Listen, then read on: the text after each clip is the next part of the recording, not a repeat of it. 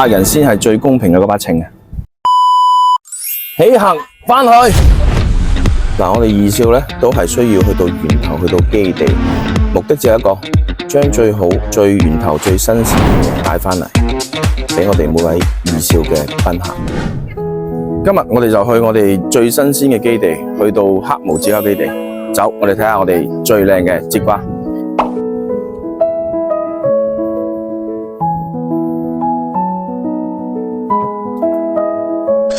而家正係時節啦，黑毛節瓜咧又叫水影節瓜。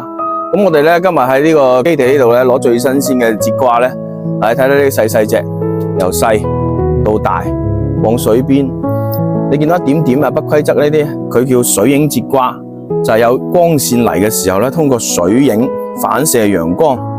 第一批咧就靠岸啲嘅，係嘛？第二批咧一躝到上去咧，個藤咧就全部墮晒出嚟噶啦。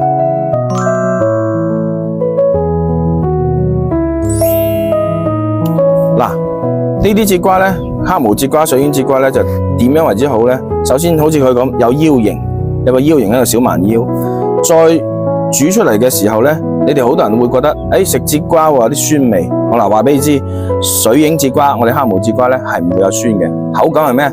甜得嚟粉嫩，粉得嚟糯嘅。咁你覺得感覺未揾到？平時屋企食嗰啲酸嘅，唔緊要，過嚟義少，等你試下先，你話俾我知。阿姨咁辛苦，得閒返過嚟義少食返下我哋啲你種嘅瓜啦。好啊，好食。義少嗰啲出品正。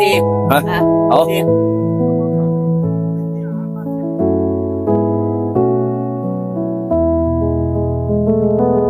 好多人問我義少做個大排檔使唔使咁辛苦？朝頭早凌晨落到10點咁。其實我哋係有要求，將好嘅嘢分俾食客，去到食客嘅台上。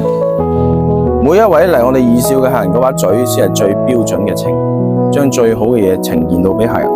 咁我哋先至係完成我哋最想做飲食俾客人最好嘅嘢。粵菜就係不時不食，最新鮮嘅嘢放到你台上，客人先係最公平嘅嗰把秤。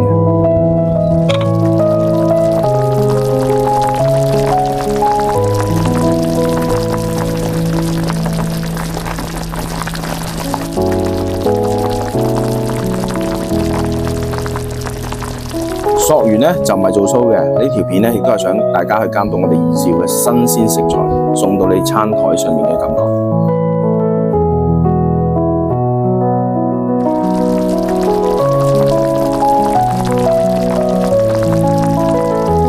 嗱，今日啊真係正啊，嚟得正係時候，全部收靚瓜，咁先叫新鮮啊！我義少要俾最新鮮、最好嘅瓜。起行返去。